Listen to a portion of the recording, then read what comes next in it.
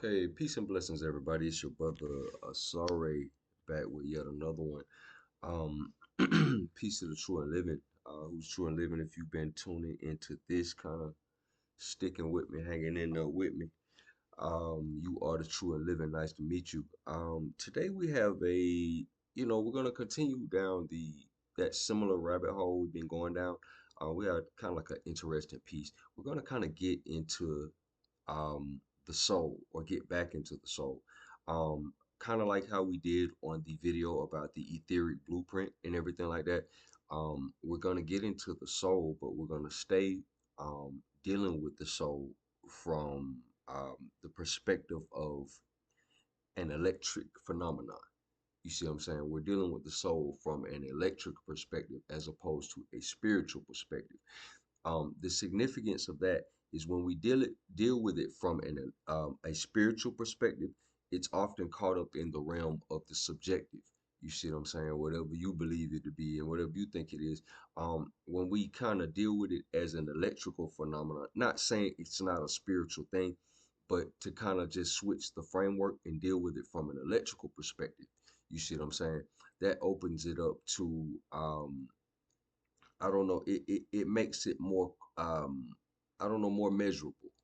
You see what I'm saying? Whether it be whether, obviously we can't measure, we don't have an instrument that can measure a soul, but it allows its effects to be more measurable. Its effects to be more predictable because they're gonna follow electrical phenomena. So we're gonna go down that same rabbit hole. Now, just kind of some of the stuff we talked about on the previous video. We're still going to kind of, I don't know, get into Albert St. George stuff, um, Robert Becker stuff. We're going to cross reference that with Tesla stuff because that's how we got to this whole correlation in the first place. We were comparing the process of cell regeneration as described by Robert Becker. He was describing a place in that process where called dedifferentiation. Dedifferentiation is when a normal cell, let's say a liver, kidney, brain cell, whatever, bone cell, whatever case may be, it changes back into a high potentiality state or whatever case may be, it goes back into some primitive state outside of its given blueprint where it can be anything. We call that a stem cell, and the research is called a blastoma. And at some point, the stem cell can um, respecialize, as it's called in the literature. It can respecialize. It might have started off a kidney cell, it goes into a stem cell, then it turns into a liver cell or something like that, just as a hypothetical example. We made that correlation to the soul, and we were kind of ran it through the AI, ran it through some of Tesla stuff, and we got some interesting nuance as we thought we would in the previous video, the etheric blueprint. I'll link it in the description. However, interesting little thought experiment that we did. Now we're gonna follow that same train of thinking because it kind of left us with a bit of a cliffhanger, right? Okay, the cliffhanger was that the under the pretense that the soul is electric, um, a lot of the things in our lives, or a lot of things that are traditionally associated with the soul, um, one of which was mentioned in the last video, karma. You see what I'm saying? Karma would be likened unto a feedback loop from the blueprint to the specialized identity. You see what I'm saying? If you're John Smith, karma would be conceptualized in this framework as a feedback loop from the soul to the person and stuff like that. And the soul would not just be an ambiguous thing, it would be the original blueprint. So we're going to correlate that also in this video. We're going to correlate that with DNA. So we talked about the stem cells and all that. We liken that, the de-differentiation, to death, and the reclassification as reincarnation. We made that kind of correlation and that parallel in this little thought experiment we're doing. Well, what would DNA be? What would be the purpose of DNA in this whole context and everything like that? So we're gonna get into that. So I'm gonna, I asked the AI, you see what I'm saying, questions on this same line of thinking. I asked it to go deeper into the feedback loop between the blueprint, which we would call the soul, and the flesh and blood individual. I was asking it to go into the correlation because, interestingly enough, if you go back into some of the this section of True Master is called Others to Self. If you go back into the self to self portion where we were dealing with the experiential, and we were dealing with an idea called ideas called symbols, patterns, and principles, right? Concepts called symbols, patterns, and principles, right? So when you get into symbols, a symbol is anything that you give your attention to. So that's indicative of some sort of feedback loop, saying that the things that you give your attention to have an inherent meaning, or whatever case may be. They may be grouped together in patterns or whatever, and that pattern may have a particular meaning. There's a whole nother video where we talk about Bardo states and stuff like that, and I talk about applying dream interpretations to waking phenomena, all that type of stuff like that. So that's indicative of some sort of feedback loop. You're seeing a dream and it has some sort of meaning that's a mirror of your mind. A dream is a feedback loop from some aspect of the mind. So we want to kind of get into that a little bit, but from an experiential perspective, just basically all your observable phenomena, your symbols, your patterns, all of that that's a part of a feedback loop. You know what I'm saying, from the principal to the agent. So that's that interesting as far as that's concerned. Now we're going to get into it in this others the self scientific kind of flavor. So that's the the brief introduction to what we're going to talk about. So let's kind of dig in, jump right into some, see what this is saying. Okay, so the hold on one second. The bio-etheric feedback system, right? Okay, so we're going to extend the previous hypothetical framework that posits that the human soul as a non-material electrical blueprint and karma as a self-regulating feedback loop. Between this blueprint and physical, between this blueprint, the soul, and a physical lifetime, the identity of a person, John Smith, Sarah Jackson, like how we were talking about on the previous video. Go back and check out the video, the previous video on etheric blueprint. It'll make a little bit more sense. So operating strictly within the Nikola Tesla, Eric Dollard etheric framework. In this modern time, whenever I reference Nikola Tesla, I'm gonna probably reference Eric Dollard because he's a living person that's duplicated a lot of Tesla's experiments and stuff like that. So we always kind of um, use his documented works and words and things like that to kind of steer us in the right direction when we're dealing with Tesla. This analysis reconceptualizes all matter and consciousness as dynamic geometric patterns. Then we said earlier about sacred geometry. We talked about that. That's that, and the etheric blueprint. We talked about that in the previous video. Specifically vortexes, right? Specifically vortexes. Um, that's a whole thing. The Lord Kelvin vortex model of the atom.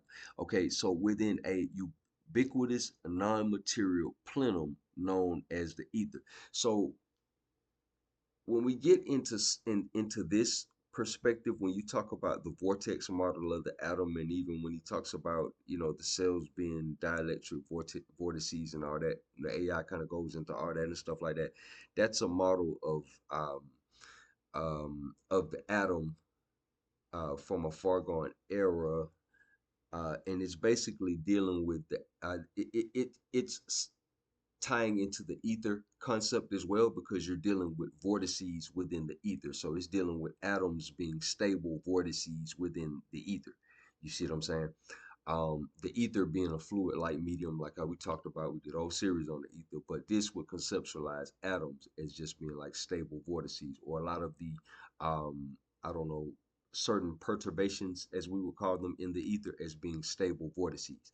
Okay, so the core findings of this expanded model demonstrate a multi-layered hierarchical feedback system on a day-to-day basis. The emotional and mental states of an individual directly modulate the body's bioelectrical direct current system, as theorized by Robert Becker. So we get one in the Becker's work, he talks about how you got a nervous system and then you got some sort of analog version of the nervous system in which your cells communicate.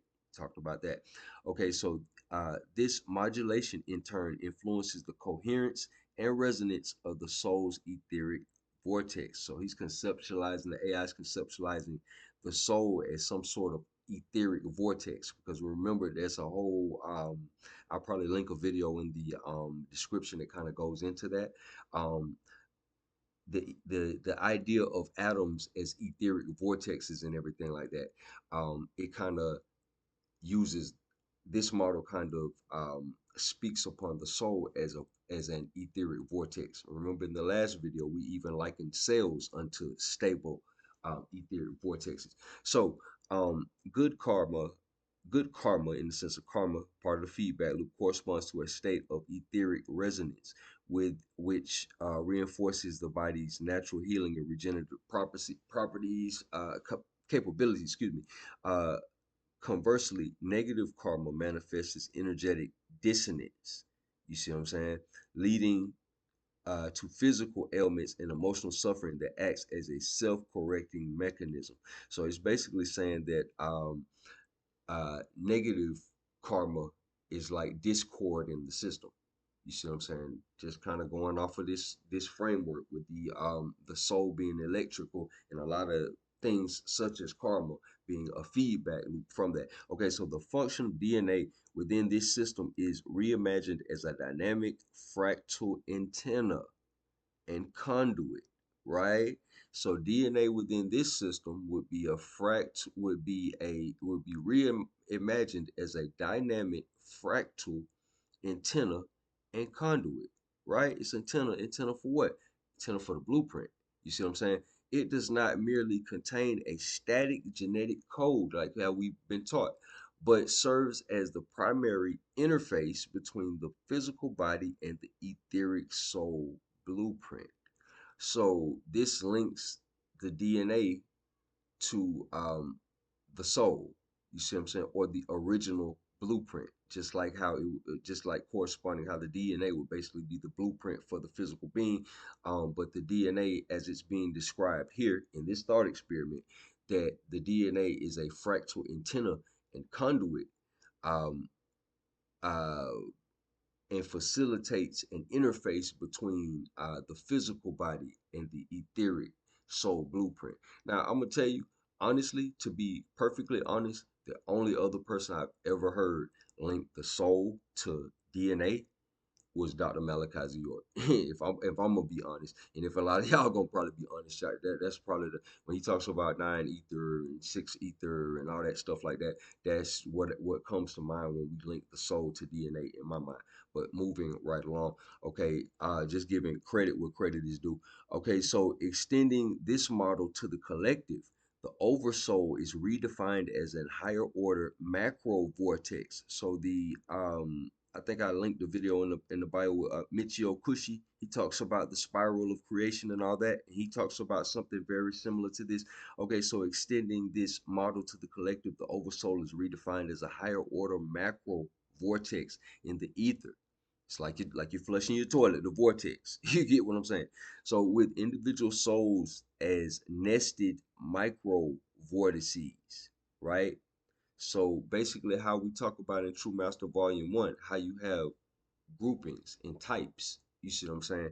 Okay, the feedback loop between the individual and the collective operates through a principle of resonance, where the coherent state of each part contributes to the stability and evolution of the whole. What? Where the coherent state of each individual part, each individual member of a group or a collective contributes to the stability and evolution of the group as a whole.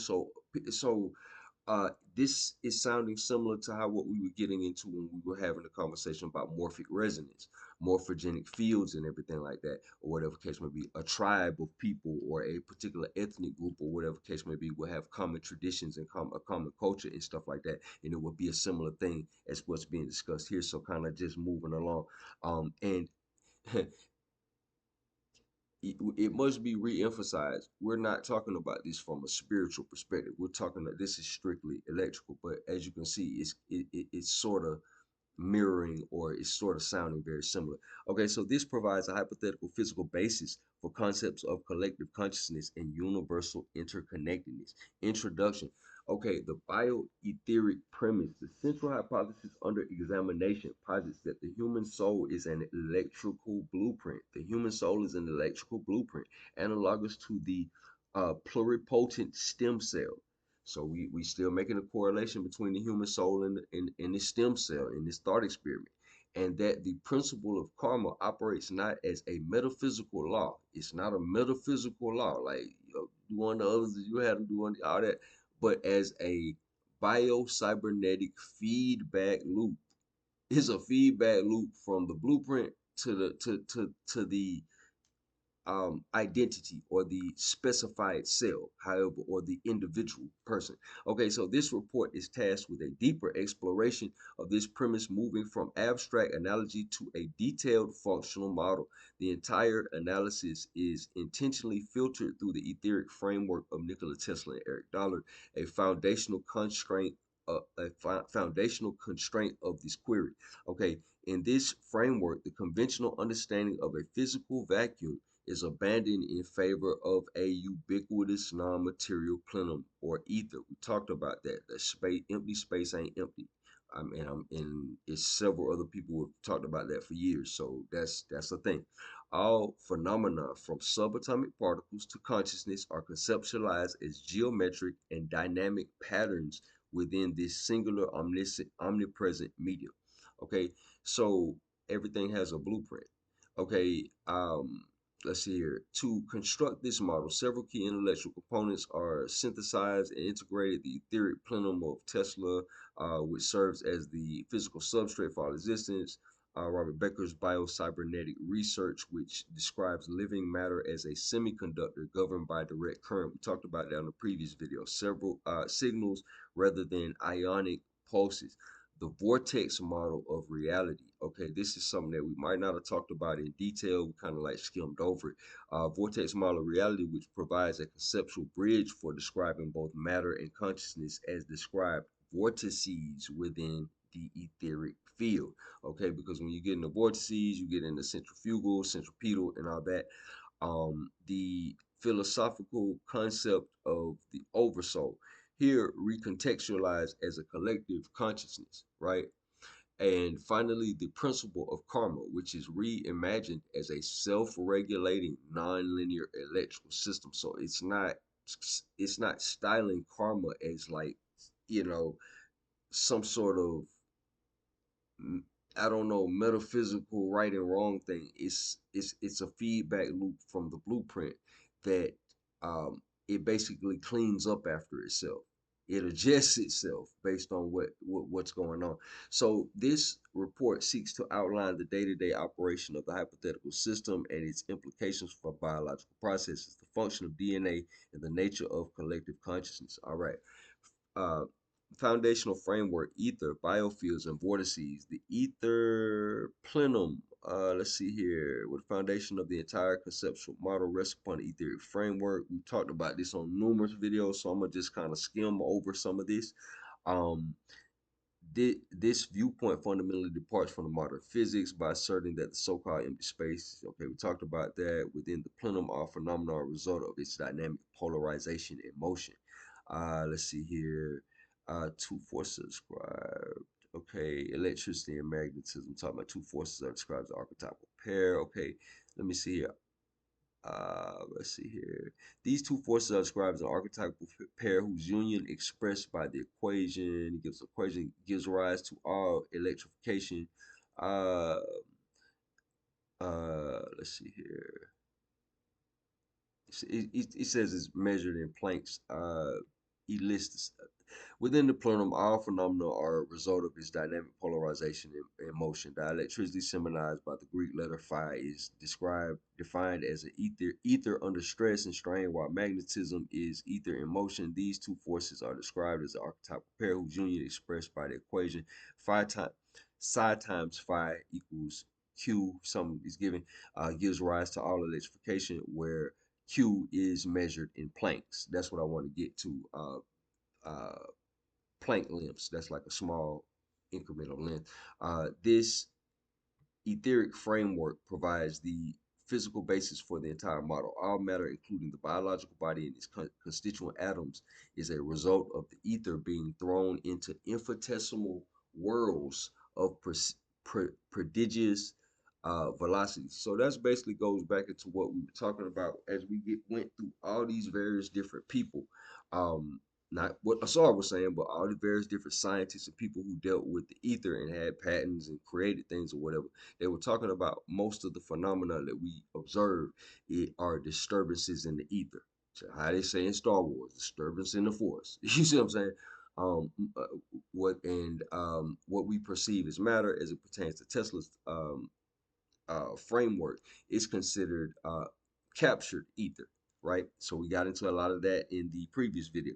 Okay, Robert Becker's bioelectric control system. Okay, um, Becker's work provides a critical link between the abstract etheric framework and biological life. Becker's challenges conventional bioelectricity, which is understood as the movement of ions across cell membranes, by proposing that living matter behaves as a semiconductor. We talked about that, governed by electronic direct currents. This bio-cybernetic control system, centered in the nervous system, then provides instantaneous communications.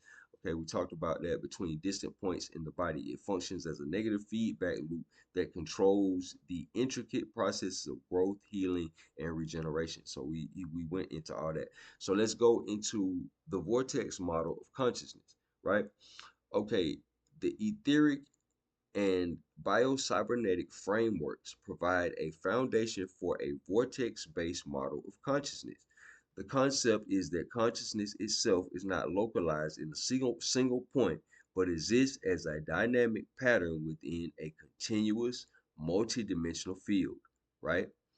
The concept is that consciousness itself is not localized in a single point, your head, in your brain, but exists as a dynamic pattern within a continuous multi-dimensional field. Back when I first started making videos about some of this stuff, True Master and all that, I had a terminology I would say stacking awareness, and that was a slang way of saying that the mind operates on various different levels simultaneously. So it's a similar thing what they're talking about. Individual minds are described as very complex vortices in the flow of space, time, and quantum fields, right? Remember on a previous video, we were saying to Tesla, there is no such thing as space time. That's the ether. So it takes you back to that. So individual minds are described as very complex vortices in the flow of space, time, and quantum fields. So very complex vortexes in the ether. Okay, this vortex analogy of panpsychism integrates seamlessly with the Tesla dollar etheric framework, where matter itself is a vortex in the etheric plenum. It's kind of like how we were talking about before. I know this is a bit wordy and nerdy, but well, as we get to the end, we're gonna come out with some cool little nuances in this whole discussion.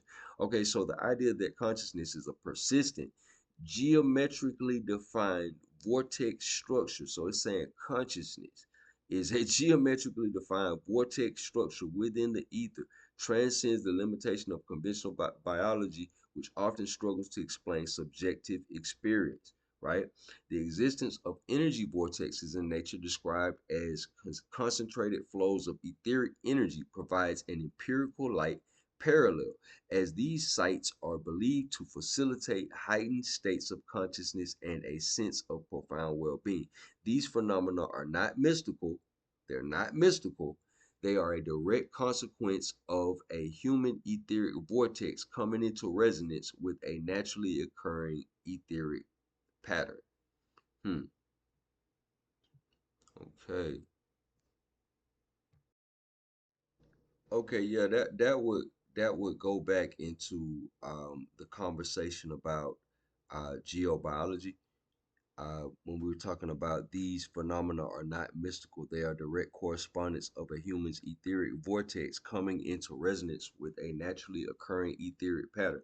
So he's basically talking about like if you find yourself in certain places on the planet, let's say like churches in different places, similar to how we had on on the video about um geobiology, and we were going into Ernest Hartman's research and stuff like that. He was talking about how there are different places on the planet with different levels of stress, and that level, and if you go to high stress places on the planet or what have you that may potentially have a lot of electrical infrastructure and things that may throw the frequency off, that could potentially make you sick.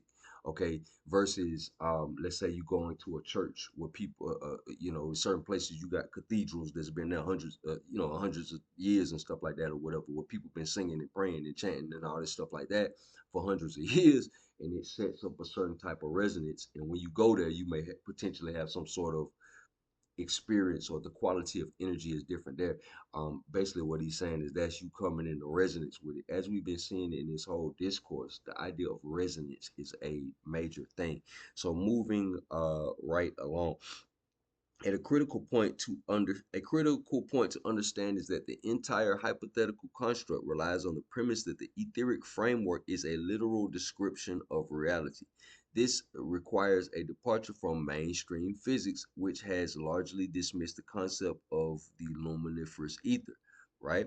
However, but Tesla did not. Tesla, who has hundreds of patents in working machines, did not dismiss the concept of the ether. Therefore, we know that on some level it has a level of validity, but they must throw that in there because as we get into like Becker stuff, if you research Becker, the reason why the reason why this isn't a popular notion that the body is electrical and that cells are like semiconductors and proteins are like semiconductors and it ain't all kind of fly healing modalities that come out of that is because they didn't fund the man.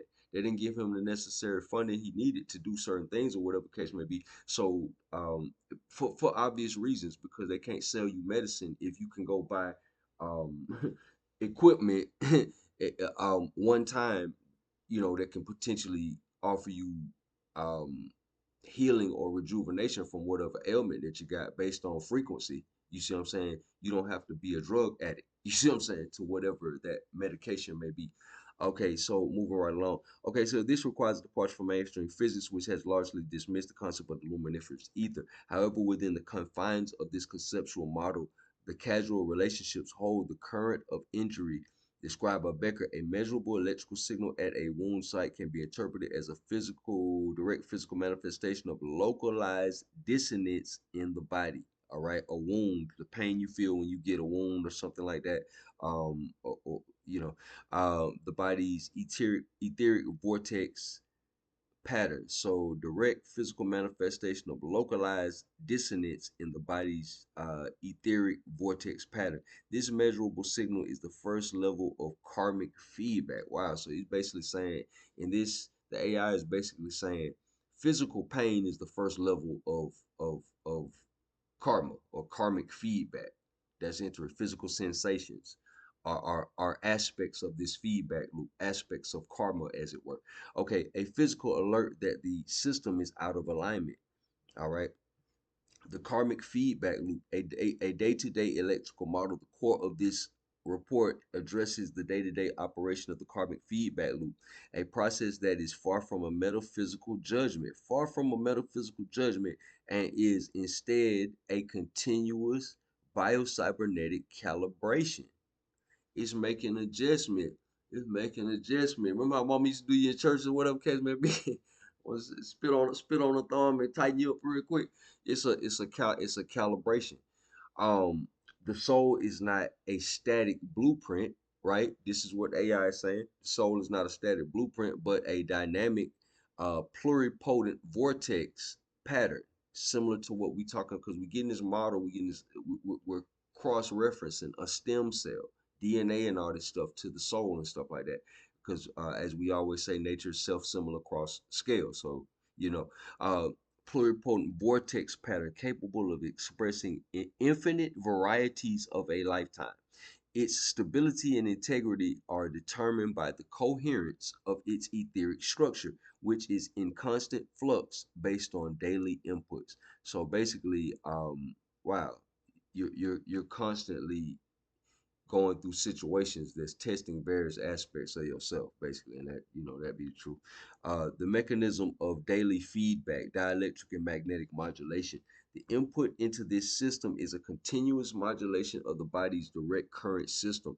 Every thought, every emotion, and every action, which can be measured as bioelectrical activity, EEG brainwaves, serves as an analog modulating signal, right? Because remember we talked about how you have a additional nervous system through which your cells communicate, as just as well as how you have a regular nervous system. And the names of all that and all the necessary research for your things for you to look up for your research purposes are on previous videos that we've already talked about. This I'm skimming over it to kind of get closer to the punchline, as we always do. So in this model, these neuroelectrical events are not just internal brain states, they are physical manifestations of dielectric stress, all right, and magnetic motion that the etheric framework posits. What? So okay, let's read that again. The input into the system is a continuous modulation of the body's direct current system. Every thought, every emotion, and action, which can be measured as bioelectrical activity, serves as an analog modulating signal. In this model, these neuroelectrical events, what patterns, in the sense of the experiential, like what we've been talking about, are not just internal brain states. They are the physical manifestation of dielectric stress. Dielectric stress, because we're saying that the that ties into what we how we dealing with the soul in this context. So it's an aspect of dielectric stress.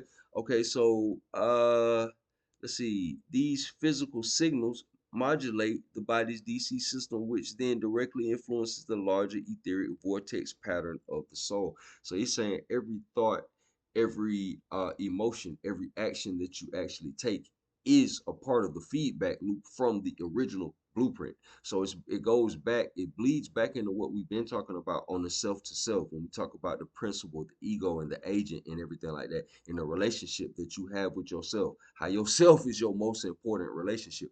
This kind of solidifies that. And again, this is the AI. You have to spoon feed the AI how you want it, because it's glued to the mainstream. So you have to like put in what you need for the AI to examine and cross-reference very, very meticulously. But if you put in the right stuff, you get some interesting feedback from it. So the link between thought and physical reality is not a metaphor. It's the AI saying this. A thought as an electrochemical event generates a specific bioelectric signal. So every time you think, it's an a bioelectrical signal that's generated. This signal, per Becker's theory, controls cellular processes. Remember how Dr. Jewel Pookrum was talking about how you feel about yourself contributes to the function of the melanin? Go back into the series we did about melanin. Okay, so when viewed, and Dr. Jewel Pookrum been talking about this for decades. You see what I'm saying? This is not new information. You see what I'm saying? This pattern in turn modulates the soul's persistent etheric vortex, right? We talk about the principle and the agent. When the agent messes up and does something crazy, it has an effect on the principle. You see what I'm saying? Okay, the cause and effect chain is clear. Thought, bioelectrical signal, etheric vortex modulation, physical manifestation. This provides a hypothetical yet plausible physical mechanism for a spiritual law and offers a new perspective on psychosomatic illness as well and well-being. So basically, if we was to just pause this for a little second or whatever, pause, you feel me? You just pause this for a little second or what have you. Basically, let me see here. This is echoing everything that we've been talking about as far as the experiential, everything we've been talking about as far as self to self. This kind of echoes a lot of that same sentiment and everything like that. You see what I'm saying? And it also sheds light on the fact that a lot of the spiritual laws that people wrote down or people might have put down, whether it be Buddhism or the Ten Commandments, whatever the case may be. What a lot of those laws may have been grounded in higher principles or actual higher science or whatever. Because as you can see, we're not referencing no deity when we're talking about this particular subject matter right here. We're just dealing with it as if it's an electrical phenomenon. But clearly, we can see that it is it's a real thing. It's not just a person, you know, like how people do today, you know what I'm saying, put stuff down just to get paid or whatever the case may be. You see what I'm saying? It was actually higher science is being discussed, but moving right along, the day-to-day expression of karma, the manifestation of karma in daily life is the direct result of this feedback. The concept of good karma corresponds to a state of coherent feedback. Actions, thoughts, and emotions motivated by selfless or compassionate intentions generate resonant harmonic patterns within the body's DC system. This energy aligns with the soul's fundamental etheric blueprint, right? So when you're doing things in line with the original blueprint, um, apparently those are favorable actions or that generates what they're calling here good karma and everything like that, similar to how we were talking about in previous videos about positive, negative, neutral, and how you take the neutral field, you see what I'm saying, something like courage, and based on your relationship with it, you polarize the field in a particular direction and it'll give you a positive or negative outcome or a favorable or unfavorable outcome, similar to this what he's talking about here. This is why positive actions can lead to a sense of well-being, health, and feelings of alignment. The physical body and the etheric soul are in a state of positive resonance. Now, it's nuances and caveats to this because we always had a conversation. Why do bad things happen to good people and all that stuff like that? So I'm not saying that what I'm saying here is just the end all be all, but just on a kind of basic type way of looking at it. You see what I'm saying? Besides all the nuances that we're gonna get in the whole conversation about karma, just on a basic level or whatever case may be, it's a feedback loop. You see what I'm saying? Even beyond some sort of physical, spiritual phenomena, it's a feedback loop. If the soul is the original blueprint, there is a feedback loop from the original blueprint to the manifest being this walking in the flesh. So that's something to think about. Okay, so conversely, negative karma is a result of dissonant feedback. Selfish, harmful, or incoherent actions create chaotic and dissonant vortexes in the vortex patterns in the body's bioelectric field. This energetic friction is experienced as suffering or pain. Remember how we said physical pain is the beginning of this whole thing, this whole dissonant feedback. And it or as it is being said in the experiential, this is an unfavorable experience. Remember how we said that's the barometer for all this, whether you're having a favorable or unfavorable experience or whatever. This is kind of what this is a similar thing what it's talking about. This is not a punitive system, but this is not a punitive system. It's not trying to punish you, but a nonlinear self-correcting. It's self-correcting negative feedback mechanism. You see what I'm saying? Because in this model, it ain't no deity to punish you. It's an electrical system. So it's correcting itself. It's fixing itself. And the negativity, the pain, the negative karma or whatever case may be, according to this model in this particular thought process, it's a manner of correction. Much like the one Becker described for bodily homeostasis. The pain of a negative experience is simply the signal of a system of disequilibrium prompting a return to balance, right?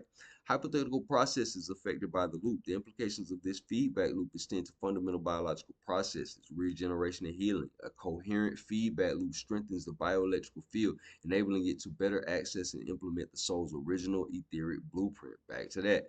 This could, through Becker's process of de-differentiation, talk about that in detail on a couple of the previous videos, trigger the regeneration of damaged tissues or even organs. The body's DC system acts as the editor for the blueprint. The body's DC system acts as the editor. You see what I'm saying? For the blueprint, the blueprint is neutral. The DC system or that's what electricity being the ether being polarized in some particular direction. So for the blueprint, corresponding physical defects by repatterning the cells to a state of pristine health. Disease and malignancy, incoherence or dissonant karmic feedback could lead to chronic distortion of the body's bioelectric field. This distortion could hypothetically interfere with the signal for cellular differentiation and homeostasis, leading to the abnormal growth like cancers or other degenerative diseases, a phenomenon that Becker also explored in his work. The chronic energetic friction from a life of negative karma literally distorts the body's etheric to physical translation. So you being Jack the Ripper literally distorts the body's etheric to physical translation, causing the system to break down. Wow, so that's interesting. So that goes back into the whole idea, like the video about getting fired when your relationship with the self is so bad that it gets you up out of here. You see what I'm saying? That would make sense because your certain actions, in theory, based on this model, would actually be hurting the blueprint or be doing harm to the blueprint. Okay, so DNA. Okay, so now we're gonna get into DNA. DNA, the etheric antenna and blueprint conduit. To understand how the soul's etheric blueprint is translated into physical form, we must re-evaluate the function of DNA. In this model, DNA is not merely a static genetic code. Instead, its unique helio structure and self-symmetry endows it with the characteristics of a fractal antenna capable of interacting with a wide range of electromagnetic frequencies, right? So the DNA becomes, so in this model, the DNA ain't just some, you know, helixes in the nucleus or in the mitochondria, as we've been talking in the other model. Um, DNA is a fractal antenna. So that's interesting. You have mitochondrial DNA and nuclear DNA. So, but both being antennas in this model. Let me see here. Um, in the context of the etheric framework, this suggests that DNA is uniquely suited to interface directly with the etheric field. So DNA is suited to interact directly with the etheric field, right? Okay, so the prevailing conscious field theory posits that the brain is not a producer of consciousness, but a read write device for an external field. Okay, it just interacts with the field. Your consciousness doesn't come from your brain. Okay, so this model extends that concept to the cellular level, asserting that DNA is the fundamental mechanism of this device. DNA serves a dual purpose: reading the blueprint, right? So the blueprint is the soul, what we're talking about in this. But we're not talking about it from a spiritual perspective. We're talking about it from an electrical perspective. So the DNA reads the blueprint, or the soul in this context. DNA reads the etheric blueprint of the soul to guide the body's development, healing, and regeneration. It translates the soul's vortex geometry, sacred geometry, however you want to call it, into the biological form of the organism, ensuring that the physical body accurately reflects the soul's energetic state. What? The agent works for the principal. Basically, this is who you work for. So this process is similar to how a computer reads data from a storage drive to render a digital image, writing the karmatic record. Simultaneously, DNA records the data of a lifetime, the accumulated modulation from daily thoughts, emotions, and actions back into the soul's etheric blueprint. So basically, that whole notion that, nobody's counting your prayers, nobody's counting how many. The way I was taught this, how nobody's counting your prayers, nobody's counting how many times you pray, or how many times you go to church or nothing like that. But in certain situations, if I'm not mistaken, Dr. Malachi York referred to this. He was talking about, your eyes tell on you. Everything you've seen that you weren't supposed to see, your feet tell on you. Every place that you've been that you weren't supposed to go. So you know everything that you did that you wasn't supposed to do. So that kind of gets back into this right here. Okay, so this hypothetical function explains how the experiences of one lifetime can modify the soul's blueprint and thereby influence the consequences and predispositions of the next. You being Jack the Ripper. You see what I'm saying? That's a problem. You see what I'm saying? I say that in a facetious light because, out of your love for my young ones, you see what I'm saying? Y'all really gotta be mindful because in this day and age they seek to make y'all savages and derelicts. You feel me? You know what I'm saying? Some of us would not have y'all go as quietly. You see what I'm saying? Would not have y'all go quietly into the night. You know what I'm saying? But they would have y'all to be drug addicts, derelicts, and everything like that. They really want to crash y'all out. You see what I'm saying? So it's some of us that know that we was once y'all. So we see y'all in a different light. You see what I'm saying? We see the greatness in y'all potentially. So you see what I'm saying? But just keep that in mind or whatever. The changing of the frequency in the music. You see what I'm saying? The I don't know, the social engineering. You see what I'm saying? My young people always go back several decades. If you paying attention to some trend that's going on now, go back several decades. Research where it come from. You'll be surprised. Sometimes a lot of things that they try to get y'all to do. Remember, y'all are that they want y'all as crash test dummies. So a lot of things that they implement to y'all, you see what I'm saying? Skinny jeans, men wearing purses, all kind of crazy stuff. They thought that up years ago, and they already know the math. They've already carried the one on what that's gonna do to y'all and how that's gonna affect society. You just think you growing up and that's something that you like. Nah, some old dude, 80, 90 years old, thought about that and wrote a thesis about that in college or something like that. They you see what I'm saying? Something like that. But neither here nor there. Not trying to go on a rant. But anyway, the conceptual link between Becker's crystalline life theory and the crystalline structure of DNA is a notable correlation. Becker's hypothesis that life might have originated in a semiconductor like crystalline structure perfectly aligns with the proposed function of DNA as a crystalline antenna, suggesting that the very origin of life was an event of etheric interface and information transfer. The re-contextualization of DNA as a dynamic conduit provides a plausible, though speculative, mechanism for phenomena like instinctual behavior and heritability of certain karmic traits and everything like that. So basically, based on this model, the DNA is an etheric antenna, you know, linking back into the soul. Now, hypothetically, if you want to take this, what I'm saying, a little bit further or what have you, it would suggest that the individuals who probably have the oldest DNA on the planet, like how we talk about the Twa and all that, they're the oldest documented members of the human family or what have you. According to them, Adam and Eve, that's their personal story and everything like that. So they would have, in theory, more access to the blueprint. You see what I'm saying? Their reach within the blueprint would hypothetically go back further based on what this is saying. So the oversoul, a collective etheric vortex, the final layer of the hierarchical model addresses the concept of the oversoul, drawing from the transcendentalist and Indian philosophy. The oversoul is traditionally described as a universal spirit or collective consciousness that connects all living things. In the context of etheric framework, this is not a mystical deity. This is not a mystical deity, but a higher order collective etheric vortex, a macro vortex.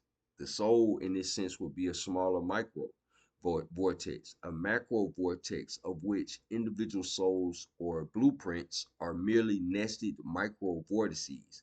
This aligns with modern hierarchical consciousness models that posit multiple nested levels of sentience. Now, it must be okay, we're looking at this from a strictly electrical perspective, right? The soul and all that. But it must be um if we come out of this for just a split second and just note that um based on on previous videos and previous conversations that we've had, we must keep in mind that everything is sentient.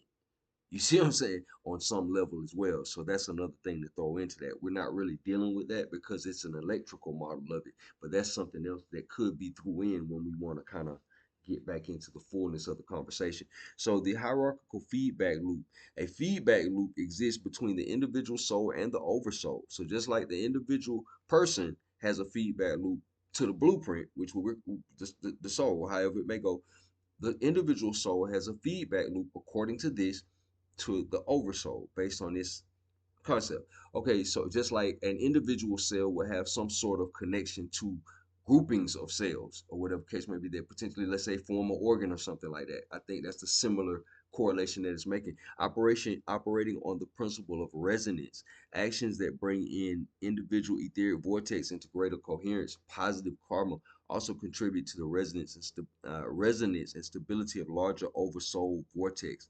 This is the physical expression of spiritual evolution. The individual's progress contributes to the evolution of the collective. The individual's progress contributes to the elevation, to the evolution of the collective. Peace to the true and living. You don't feel me? The traditional idea of transcending the cycle of samsara can be interpreted as an individual soul vortex achieving such a high state of coherence and complexity that it can operate with a degree of autonomy from the collective. Right? Let's read that again. So samsara is something within Buddhism and everything like that. So the idea, let's see here, the idea of, hold on one second. The traditional idea of transcending the cycle of samsara can be interpreted as an individual soul vortex achieving such a high state of coherence and complexity that it can operate with a degree of autonomy from the collective. So let's do this. All right. Samsara is the cycle of birth and death. The cycle of death and rebirth to which life in the material world is bound. So that's a concept out of the Vedic tradition, as well as, let's say, like Buddhism and everything like that. But it's the cycle of birth and death. So it's basically saying that the whole idea of transcending the cycle of birth and death, or this pattern that we're caught in, or whatever. People like to say, okay, well, the soul trap and all that stuff like that. So if we want to even equate that conversation to this, okay, transcending reincarnation and all that stuff like that, the cycle of reincarnation, that will tie into um one the soul vortex achieving such a high state of coherence and complexity that it can operate with a level of autonomy. So conversely, dissonant karmic patterns generated by individuals create energetic friction and incoherence within the larger oversoul vortex. So it hurts the group. uh this is the physical manifestation of collective karmic debt, right? Okay, we talked. Wow, that's funny because we had a conversation. Well, it might have been implied or skimmed or whatever or what have you. But I put it to you like this: when we have the conversation about, let's say, like um slavery, you see what I'm saying, and even you know black people being in slavery and everything like that. You see what I'm saying? Um, or even the idea in modern times uh, of black people being the archetypical slave, as far as that's concerned, the slave movies and all the mass marketing and stuff like that. um you know the conversation has come up, those who know that, um we some people may view the slavery of black people as a karmic thing, because we know that initially, you know black people enslaved white people first. You know what I'm saying? That's the whole thing. The Caucasus Mountains is in the Black Sea region. If you research the history of slavery in the Black Sea region, it goes back into the BC era. Black people just became slaves in the AD era.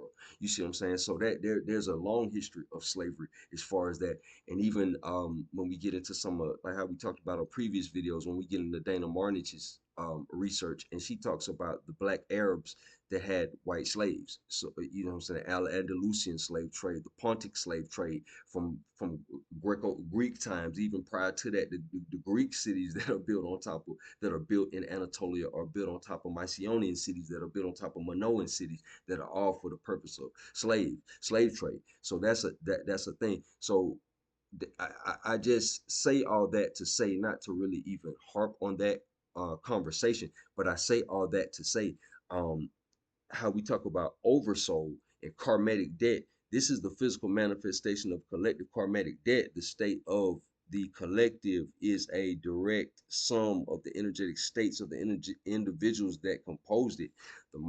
This model provides a hypothetical basis for the intuitive feeling of interconnectedness and explains the intuitive feeling of interconnectedness and explains how phenomena like hive mind could exist in nature.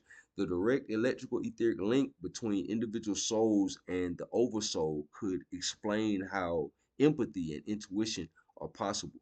Um, they are a matter of a mind tuning into a shared higher order frequency, right? Okay, so in conclusion, the synthesis of Tesla's etheric framework and Becker's biocybernetic research yields a cohesive and compelling hypothetical model. It provides a new perspective on the interconnectedness of physical reality and consciousness, reframing concepts like karma and the soul from spiritual metaphors. So this is not to deter you from viewing these things on a spiritual level, because indeed they are spiritual things or whatever, and they do fit into very spiritual um traditions. However, it's not a purely it's not confined to that or whatever. For all my left brain people and especially my non-believers, shout out to my non-believers.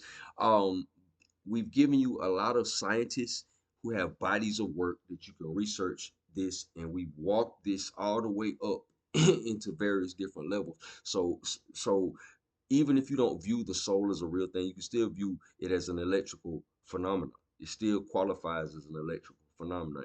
And though this is a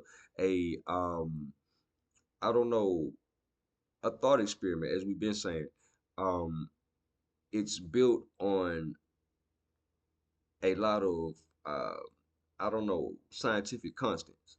So we can kind of, you know, take it for what it is. Okay, the implications of this model are profound. It provides a hypothetical non-religious basis for it. When you're trying to convert your two away from them, we just gonna sit this right here and we just having a conversation, a thought experiment. That's how we understand things and different nuances in this stuff. Okay, it provides a hypothetical non-religious basis for psychosomatic understanding of health and disease, suggesting that chronic ailments are a direct consequence of energetic dissonance.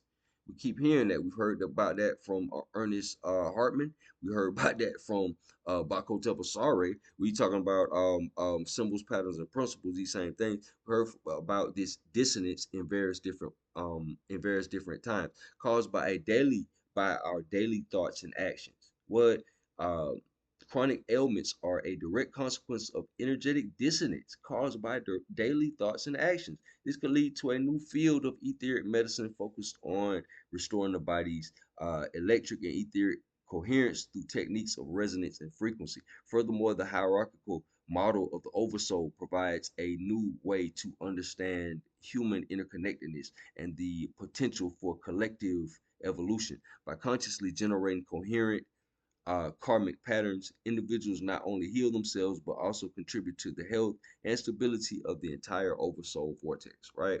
Heal the world, people. You feel me? Inspire somebody. Go heal the world. This speculative framework offers a path of physics-based, non-religious, esoteric inquiry, providing a bridge between the objective world and measurable forces and the subjective experience of consciousness. Right? So I think we've said that in previous videos that a lot of this stuff we talk about from a scientific perspective or whatever, it has an experiential counterpart. So this is, you know, good fuel for you to kind of maybe cross-reference some of the other videos that may have fell in the self-to-self portion of this and everything like that. Um, yeah, man, that's pretty much what I had today. We just want to get into, you know, the little bit of the electric soul and the bio-etheric feedback loop. Man, appreciate y'all for I don't know, checking in, bearing with me this whole time. I hope y'all got a lot out of it. We're gonna continue pumping them out. We got some more you know, thought experiments. We're gonna get back to the you know, the experiential, some of the more simplistic stuff. But I think when we do get back to the more simplistic stuff, just having, you know, a lot of this more detailed stuff available to you, I think it'll kind of make the more simplistic stuff have a little bit more teeth or have a little bit more substance to you. But appreciate y'all, man, for checking me out. Peace and blessings, man. Peace and love. Peace to the gods. Yeah. Till next time.